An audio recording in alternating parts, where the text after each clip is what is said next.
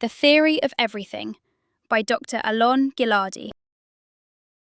Article 2. To the Stars. Breaking, Questioning, Leading.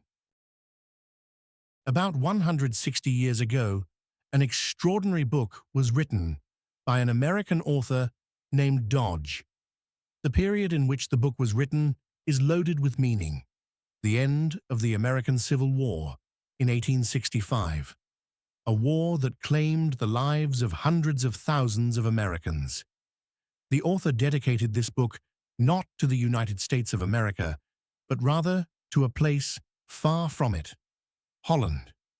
At the center of the story are a brother and sister, the Brinker brothers, Hans Brinker and his sister, children of a poor family who tell stories to each other and to their friends. One of these stories is the story known as the Harlem Hero, which deals with an 8-year-old boy whose name is not given and was later attributed, apparently in retrospect, to Hans Brinker himself.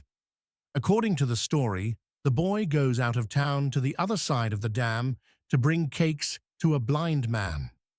After he hands over the cakes and sets off on his way back, he notices a small trickle of water seeping through the dam. With the wonderful intuition of an 8-year-old child, he understands that if the trickle continues, the dam will burst, and the entire city will be flooded with a huge flood. The sea will break through the barrier designed to protect it. In an extraordinary act of heroism, the nameless child climbs the embankment, approaches the dam, and sticks his finger into the tiny breach, thus stopping the flow that could lead to a huge disaster. During the cold night, he cries out for help, but no one hears him. No one comes. Only at dawn does one of the local residents notice him, call for help, and the city is saved.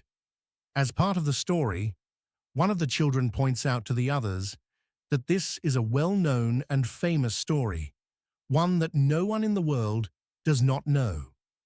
The anonymous child represents the soul of the nation, a soul of heroism, of initiative, of action that stops the small trickle before it becomes a disaster. The sea, or nature, or in another reading, the wrong structure in front of them, do not flood the city, do not destroy humanity, because a moral little boy, with pure observation, dared to stop in time. The story of the Dutch boy who saves an entire city from the forces of nature echoes a deep and familiar motif. A little boy drives them. This is a well-known motif in human culture in general, and in the culture of rational faith in general, and in the Israeli faith in particular.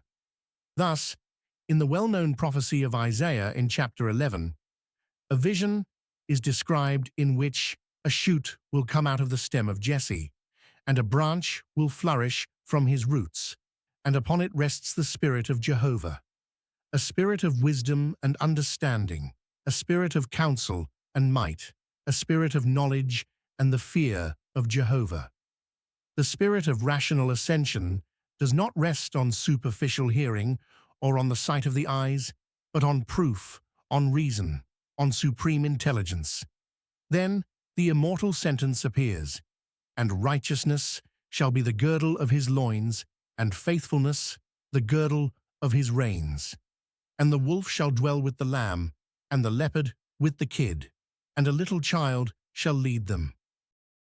In Israeli popular culture, a clear expression of the same motif can also be found in a well-known song by the Nahal, a youth pioneer group from the early 1970s, In a Red Dress.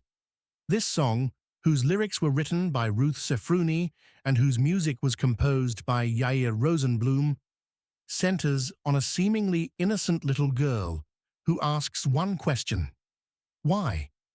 Among other things, it says, "In a red dress and 2 braids, a little girl, alone and innocent, stood and asked why."